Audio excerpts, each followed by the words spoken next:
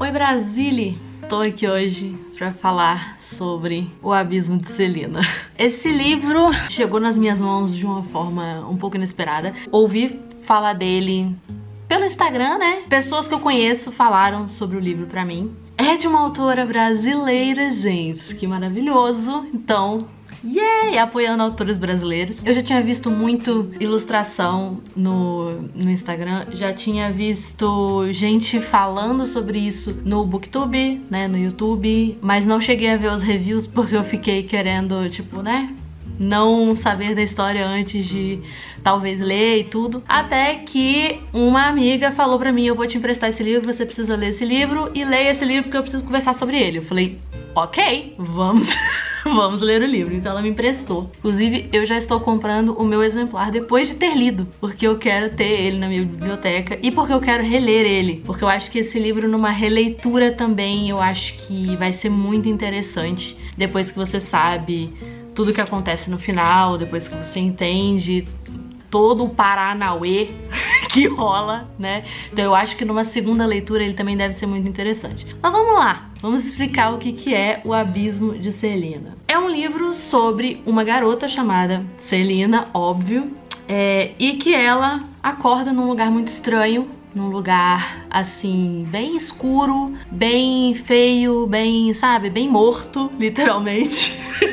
E ela não sabe onde ela tá, ela só sabe que ela tá com marcas de queimado na pele e pelo seu corpo. Acho que metade do corpo dela tá meio que queimado, assim, e ela no começo ela não entende muito bem o que tá acontecendo, ela olha pra um lado, olha pro outro, fala, meu Deus, o que é isso que tá acontecendo? E aí ela percebe que ela está morta. Então ela tá meio que num limbo, que é o tal do abismo. Então esse abismo é como se fosse esse limbo aí, né, de tipo, onde ela foi depois que morreu, né? E a gente não sabe de que forma ela morreu. A gente sabe que a última lembrança dela é um incêndio, então fica aí, né, e ela tá toda cheia de queimaduras e tudo. À medida que o livro passa, ela tem que passar por algumas provas, alguns desafios que a própria morte, que é esse homem de cabelos brancos, pele meio albina, dedos longilíneos, olhos muito pretos,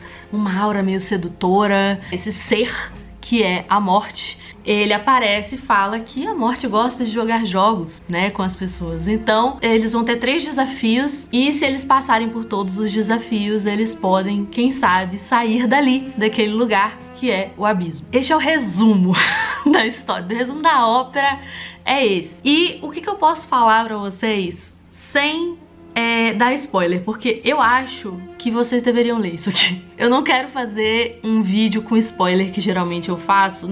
A maioria das vezes eu faço diário de leitura. Por que eu não fiz o diário de leitura disso aqui? Primeiro porque ontem eu não tava muito afim de filmar, eu tava querendo ler assim, né? Mas o fato é que eu não consegui largar isso aqui.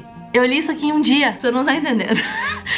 Eu peguei isso aqui ontem, domingo, e eu li de tipo 11 horas da manhã até 11 horas da noite. Eu só parei pra comer e pra ir no banheiro. Eu sei que eu tive uma experiência muito diferente nesse livro do que a amiga que me indicou. A amiga que me indicou gostou de toda a parte, porque esse livro, gente, ele trata sobre luto muito também, mas não é só sobre isso.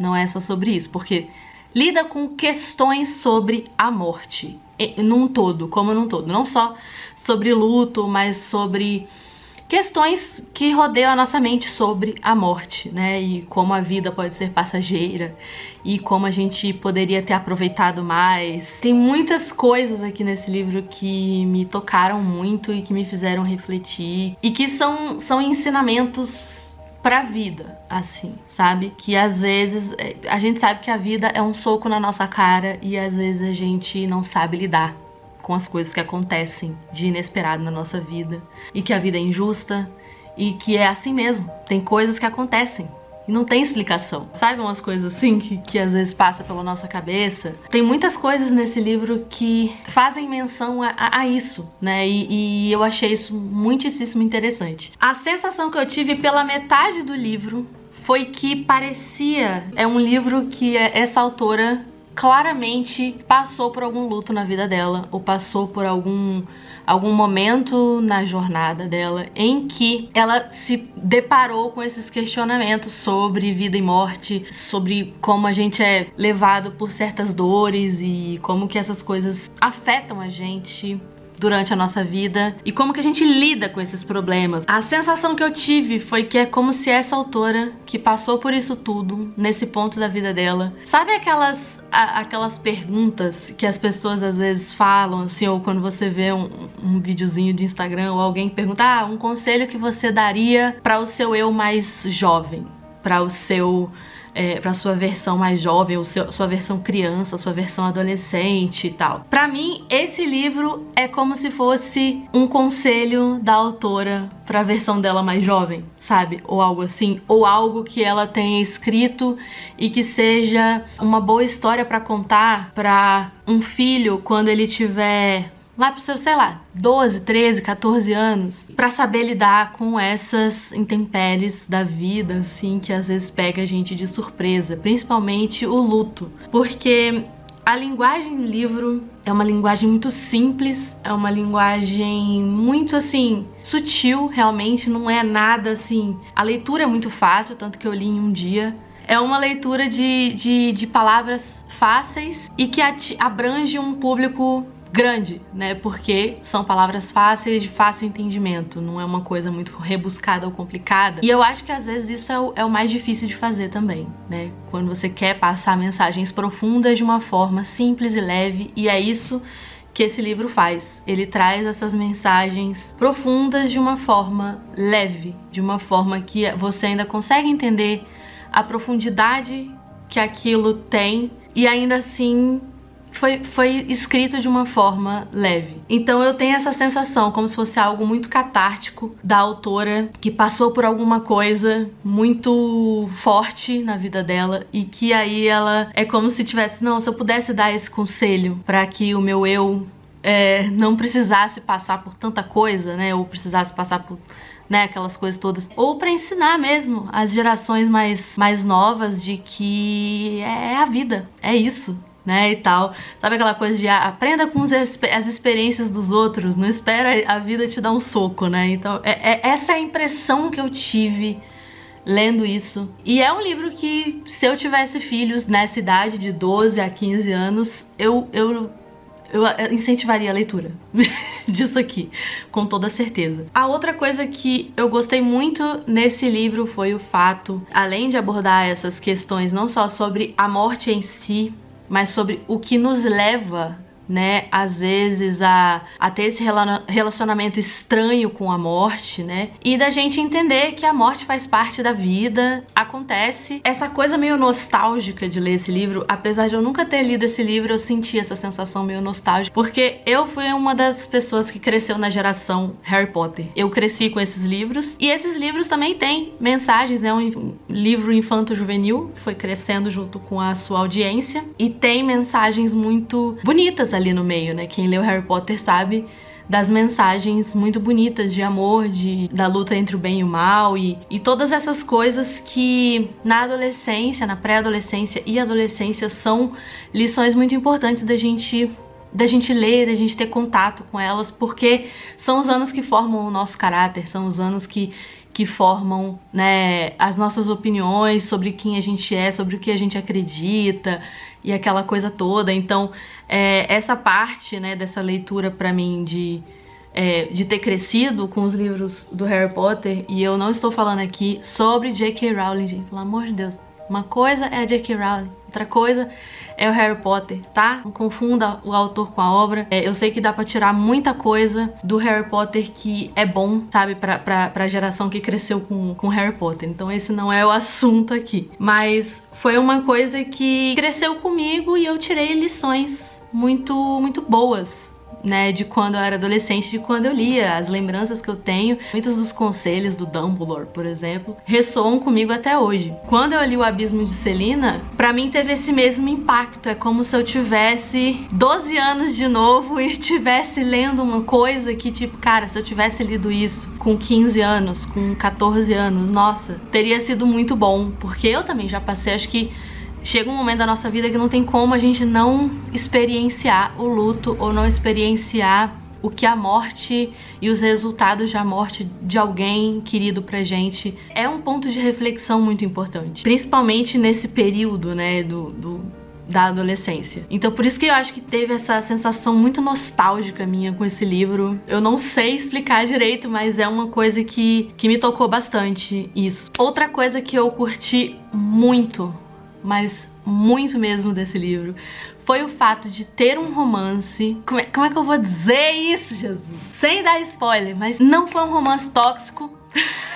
Vamos falar por aí. O romance é com o vilão? É com o vilão. Mas o resultado final de tudo, quando você olha pra obra como um todo, é um livro que não incentiva o relacionamento tóxico que hoje a gente vê em muitos livros de fantasia, de romantasia por aí. E isso é uma coisa que eu profundamente me incomodo bastante quando eu vou ler uma romantasia. E é um dos gêneros meus, assim, preferidos de ler. Romantasia, fantasia com romance. Eu gosto muito de ler esse tipo de história. Porém, infelizmente, hoje em dia, o que mais vende e o que mais tem feito sucesso, mundialmente falando, são histórias de romantasia que tem romances muito tóxicos e que influenciam hoje em como as mulheres têm procurado seus parceiros, gente. Isso é inegável. Eu não vou aqui dar exemplos, não quero julgar também ninguém que gosta desse tipo de literatura. Por exemplo, eu quando leio um livro que tem um romance tóxico, eu consigo identificar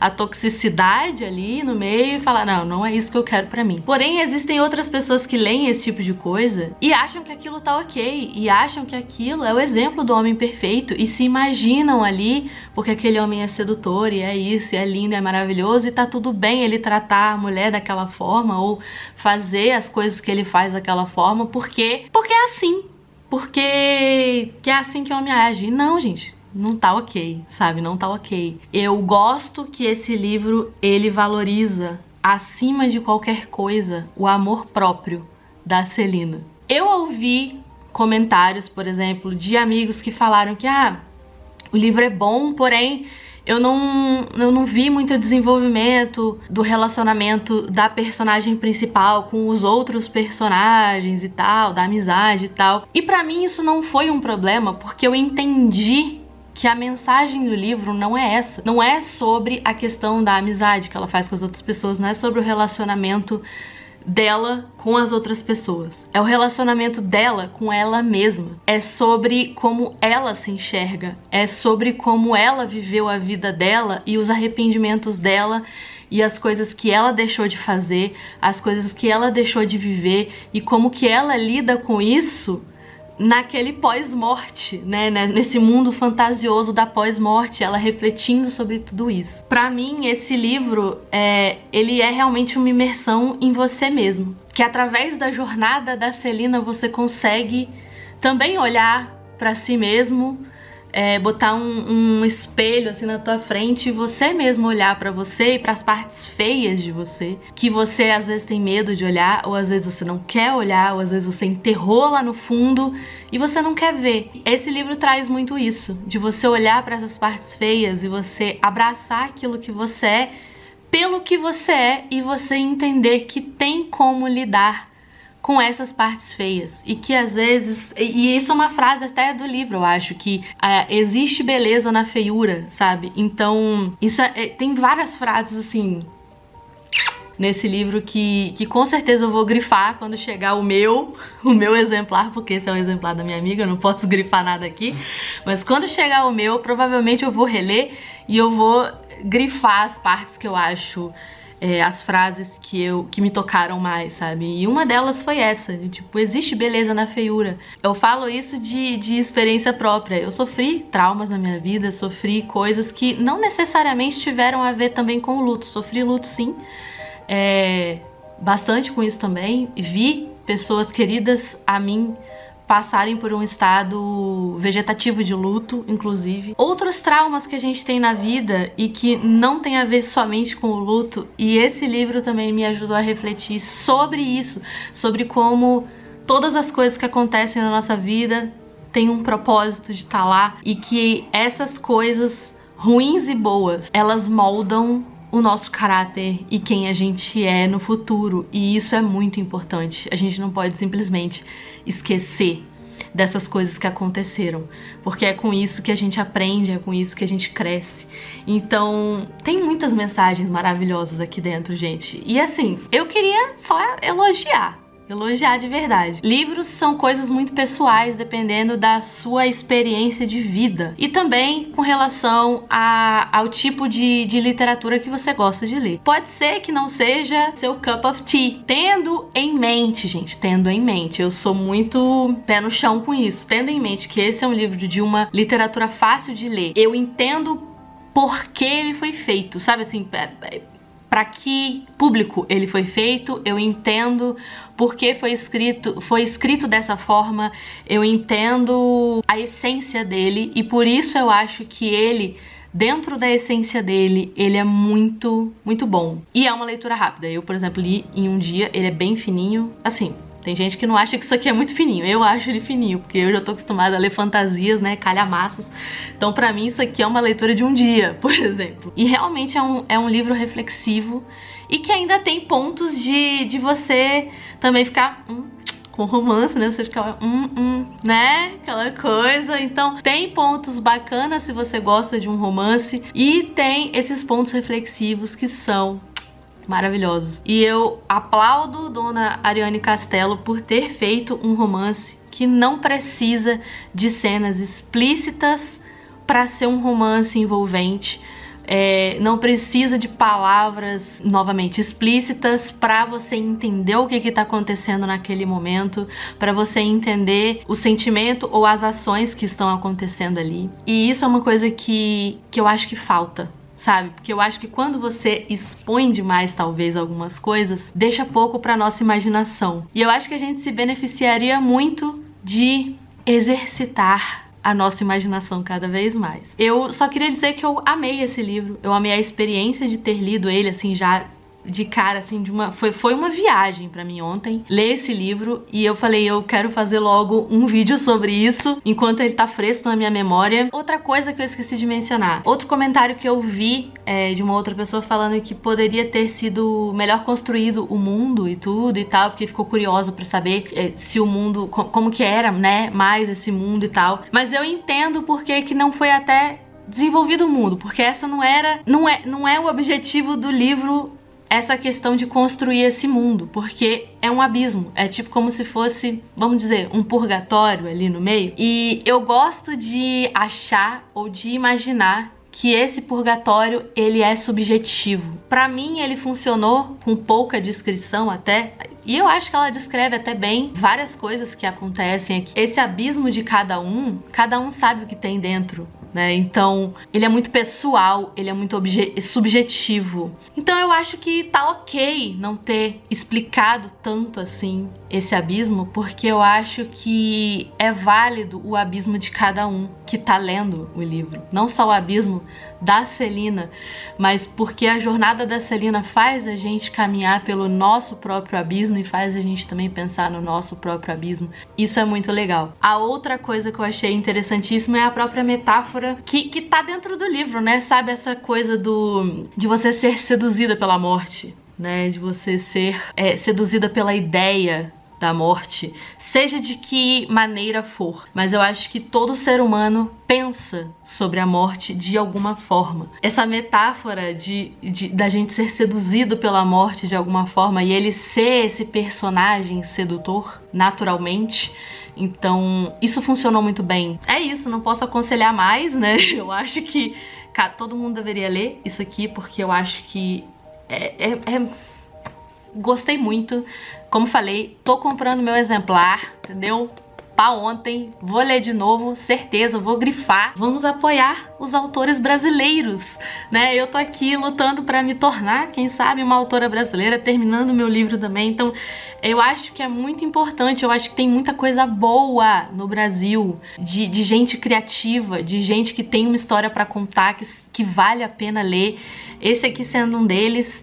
Então, vamos apoiar autores brasileiros. Ariane, não sei se ela um dia vai chegar a ver esse esse review, mas parabéns pra você. E eu tô muito feliz de ter lido esse livro. Eu vejo vocês no próximo vídeo, porque eu vou trazer finalmente o livro grande que eu tava lendo, que é o Dance of Thieves. Na verdade, esse vídeo já tá pronto, só que eu queria soltar esse aqui primeiro. Eu ainda tô assim com ele. Esse aqui saindo, o próximo já vai ser um diário de leitura, vocês acompanhando a minha leitura de Dance of Thieves. Mais pra frente a gente vai ter mais diários também de escrita, né?